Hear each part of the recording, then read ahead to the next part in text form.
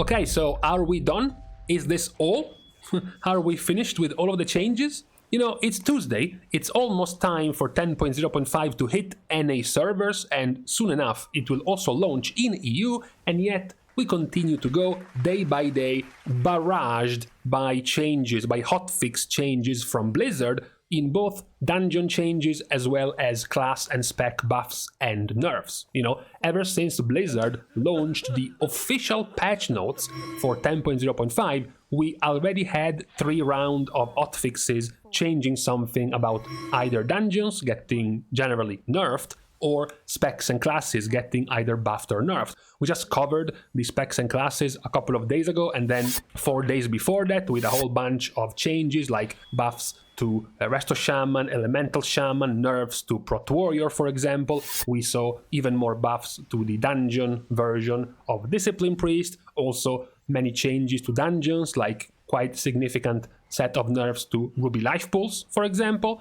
And yet, today we have another round of changes, primarily to the dungeons. We have one quite big, actually, nerf to a raid boss, and also one change to a class. Most of the other changes are going to be for dungeons only. So let's get the change to the class out of the way. This change is to Warlock, and it's to one of their capstone talents, their choice node in the general tree between Inquisitor's Gaze and Summon Soulkeeper. Now, in case you haven't kept up with Warlock, Warlock is in an interesting state of having quite the miserable, perhaps quite the least interesting and also least powerful capstone talents out of any DPS class when it comes to the general 3. You know, they have the options of something awful like Grim Feast, something quite cool but still that gives them 0 power like Soulburn, and something very weak at the moment, the choice between Summon Soulkeeper and Inquisitor's Gaze. You know,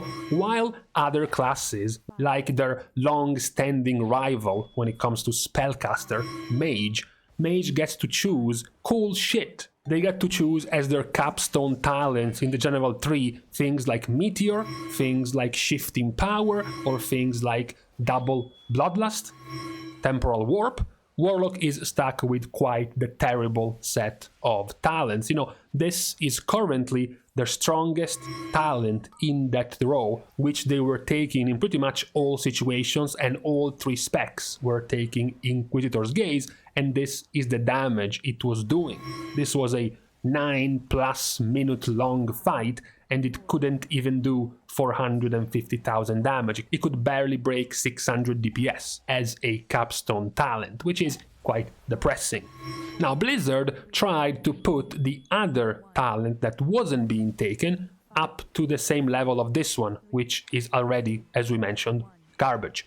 So they buffed Summon Soulkeeper, but apparently they buffed it by a little bit too much. We are talking about an 800% buff to its damage. So, you know, when you buff something by 800%, even if it was terrible before, it tends to get a little bit out of control. So, in a quick hotfix change, they nerfed that number back down by 90%. Overall, this nets out to be a 10% nerf to the talent. Hold on a second, we just said Summon Soulkeeper is weaker than Inquisitor's Gaze, and now it gets nerfed by 10%? So, who's gonna use it now? It's even more garbage than before. That seems to be the conundrum Warlocks are stuck in right now. Yes, technically it doesn't hurt anyone, because this talent wasn't being taken in the first place, so it's not that Warlocks are getting weaker because of this change, it's just a little bit disappointing that as 10.0.5 hits, they won't have what they thought was going to be an extra option in their already not very exciting capstone choices in their general 3. Maybe by the time this video comes out, Blizzard will have rectified the hotfix nerf and made the talent a little bit more worth taking, but at the moment it's an overall disappointment for Warlock when it comes to this choice. Now, outside of the only class change, as I said, we have dungeon nerfs and one specific change to bosses for the raid. The raid boss nerf is to Diurna. Broodkeeper Diurna gets a significant part of her kit in the second phase, so roughly 5 minutes into the encounter, at least on Mythic, she is going to do a Tank Buster, which will have also a soaking component. This soaking component was quite the tricky way to have to deal with it, because you could cheese it quite reliably with a Blood Death Knight, because Blood Death Knight had anti-magic shell. This mechanic, Stone Slam Detonation, was nature damage, so magical damage, which meant DKs could cheese it. So every other mechanic of this could be cheesed by DKs. If you didn't have a DK, then you had to organize yourself with multiple immunities, multiple players having to go close to the tank and soak together with the tank, or organize external, organize defensives to survive this slam on the tank. Now this is being made much more of a laid back soak mechanic, because now the damage is being nerfed by 63%. So instead of being a 1.3 million damage hit, it turns into a 480,000 damage hit, which means that now just a couple of players going together with the tank to soak are going to survive this hit. You no longer have to organize yourself and create very complicated and complex rotations of immunities to try to survive this soaking mechanic on Diurna. Now, as for the actual dungeons, the biggest dungeon of the day is going to be Halls of Valor, which gets nerfed. Number 1, the 2 mini bosses before Herja, Olmir and Solsten, get their health reduced by 25%. This is somewhat fine. The best change out of these two is that now you can likely skip the second Eye of the Storm before actually getting to engage Herja. This can be quite good. It might make it much easier and much more manageable to pull them together. So it's a good change. Valajar, Aspirant, Marksman and Purifier all have their health reduced. 20% for the Purifier and the Aspirant, so we're talking about the big guys. The Purifier is the big caster and the Aspirant is the big charger. And then 10% on the Valajar Marksman. Also quite the good nerfs. Those were usually present in the more annoying packs of the dungeon, so it's good to have them get their HP nerfed. Something even perhaps better is going to be that the health of the 4 kings found in Odin's throne get their health reduced by 20%. This was quite a slow slog, because they have a lot of HP.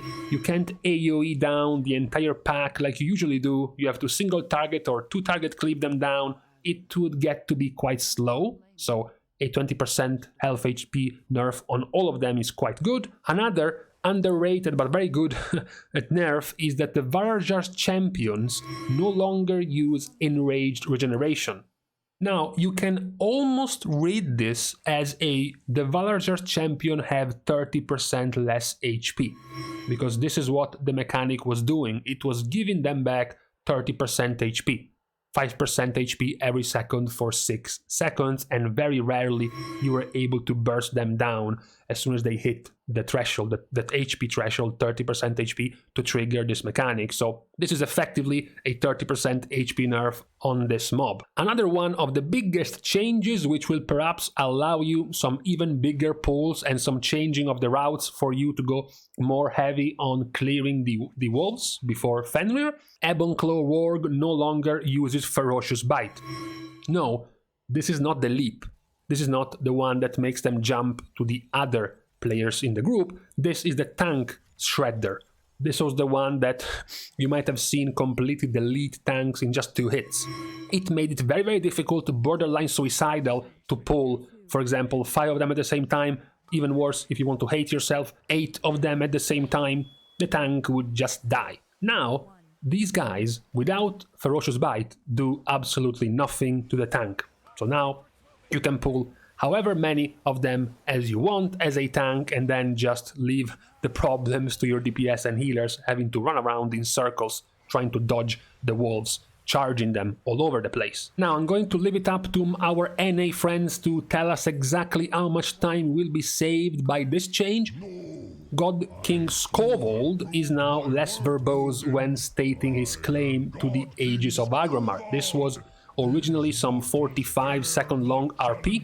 I wonder by how much it's going to be cut down, and basically saving you more time on the timer of Halls of Valor.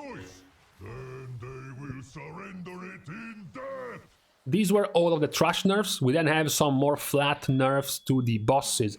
Herja gets yet another HP nerf, 10% HP nerf on Herja, and then 10% HP nerf on Fenrir. We have now a reduction of the leap bleed, which used to be infinite. Now it's gonna last for 30 seconds. So much easier, much more manageable. It's gonna make it essentially much harder for brainlet DPS to get multiple stacks by spreading the bleed to other players multiple times, because now it only lasts for 30 seconds. And lastly, another much welcome change, Odin. The periodic damage of Runic Brand has been reduced by 20%. This was the other very dangerous problem in Tyrannical. For slow specs or specs without too much movement, this would start to kill you in about 3 hits on plus 21, plus 22 Tyrannical. So you had to be very fast to clear your marks on the runes on the ground before this mechanic just killed you. We then have nerfs to Nokhud Offensive, which is just boss focused. One is to Balakar Khan, and it's in its most dangerous phase, of course the intermission.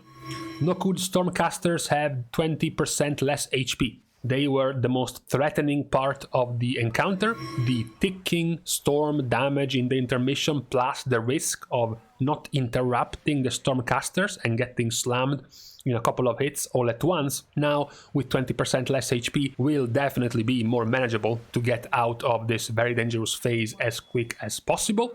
Also, Balakar Khan's static spear prefers not to target the same player for subsequent casts. This has been a problem we have seen for a lot of this expansion. Very deadly mechanics happening twice in a row to the same player. So the player would run out of defensives, run out of ways to save himself when the second hit comes through. Now this treatment is also given to the static spear of Balakar Khan. The static spear itself also has its area of effect damage reduced by 30%. The other boss being changed, this is less of a problem the better your tank is at positioning and moving, basically.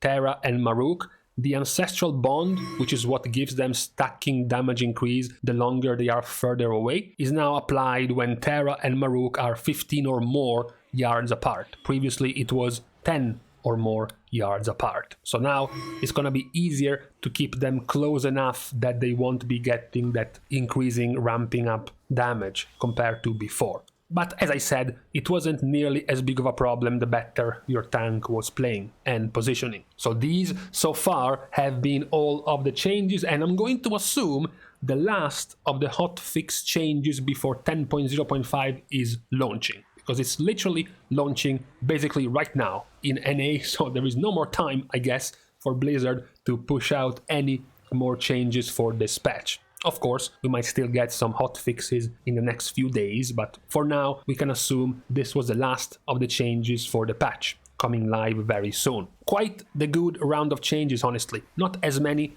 as we have seen before, but still quite a good amount of decent nerfs, in particular the ones to Halls of Valor, which remained, as we mentioned, the only one of the older dungeons to still be quite difficult.